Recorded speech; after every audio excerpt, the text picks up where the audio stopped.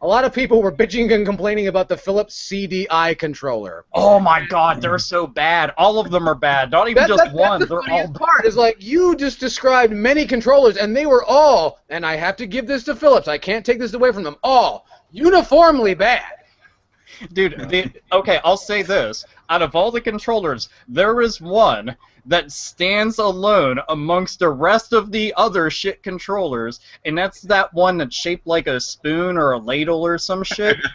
For some reason, they have what I consider what you have to look out for when buying a used Nintendo 64 controller, floppy analog stick syndrome, where the shit is just flaccid as fuck, and you're suddenly, come on, I'm doing everything right, I'm cupping the balls and everything. Nope, that motherfucker, it will not stay like this. It's this. It was fucking terrible. They have the buttons, like they have 4 buttons that are like pill-shaped surrounding it and shit. It's the worst fucking design in the entire world. They ought to be castrated.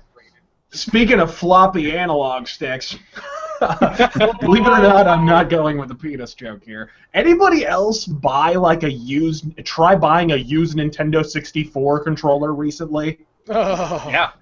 Dude, oh my God, what is with that analog stick? Like, can you find one that doesn't have like a fucking joystick that is in dire need of Viagra? Dude, no fucking joke. When I went to Portland, I was trying to go and help my friend Melissa go and buy Nintendo 64 controllers. So I'm teaching her the rules of the fucking trade. I'm like, okay, when you buy Nintendo 64 controllers, you don't just buy any single one. You only buy first party unless you can get those nice Hori controllers. Those ones are badass.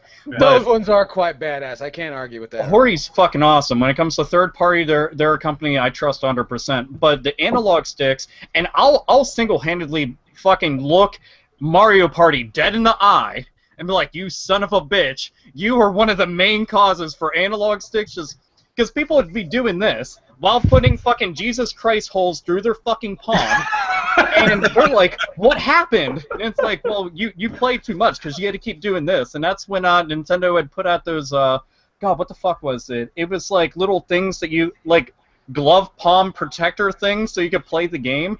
They would actually send those out if you requested them, but I blame that for why all the analog sticks now are just busted fucks. All of them. Oh, yeah. Well, I mean, I think, and when they have to send you a condom for your hand, I think that's a dead giveaway that something was wrong with that design. If anything, we could start recycling the Wii remote condoms and just, like, you know, put holes through them, stick your mitts through them all the way, and be like, yeah, look at that. And you'd be good. Them body gloves got to make something that can do that. You know, if it exists, there's a goddamn peripheral for it. I know that. Now, Kid Shoryuken, while we're talking about this, I want to, because you've been sitting there, and I see you're drinking.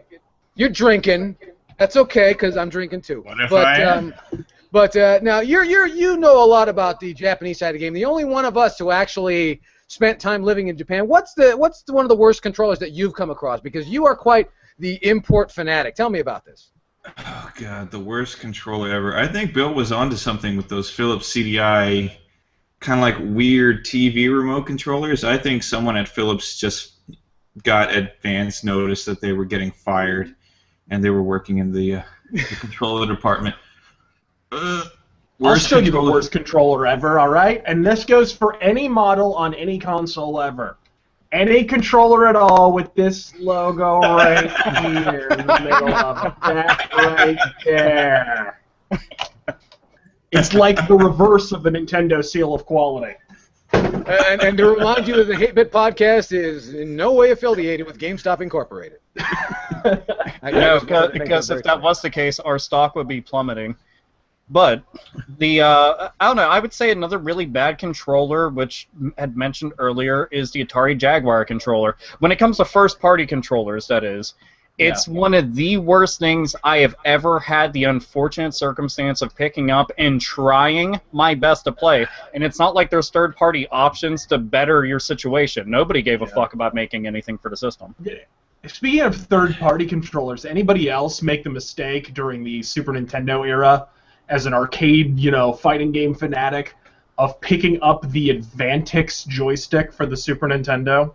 Was it the one that looked like a Super Nintendo? With like the size of a Super Nintendo, yes. I remember that thing. I personally never got to try it. I'd only seen it, and it looked uncomfortable as shit, especially since I got to be, I got to sit down with actual arcades, and then Sega Genesis, they had good arcades. Dude, okay, at the face of it, it looks like an arcade controller. It quacks like an arcade controller. It's got the turbo switches on it, and you think, oh, you're gold here, and I think there's even programmable buttons on it. And then you actually use it, and you realize that, like, okay, let's say I'm cutting out the mold for this thing. I'm cutting the holes where the buttons are supposed to go. I've left, like, an atom of clearance between the button and the sort of mold itself. So basically the buttons stick. Like, basically, if you do anything, if you move them off to the side, like, so you're constantly hitting these buttons and they're not actually registering because they're not moving down because they've basically fused on the subatomic level, essentially. It's just one giant block of plastic and none of the buttons work. So anytime that you actually successfully press the button down, plastic shavings start popping up at you like it's a fucking popcorn popper. That's always good to know. That's one hell of an experience. That's the kind of arcade board that you want to be in front of and then see everybody simultaneously pick it up and then throw the fucking thing as if they're like, we're gonna go and start a riot right now with this. Fuck that experience. That'd be horrible.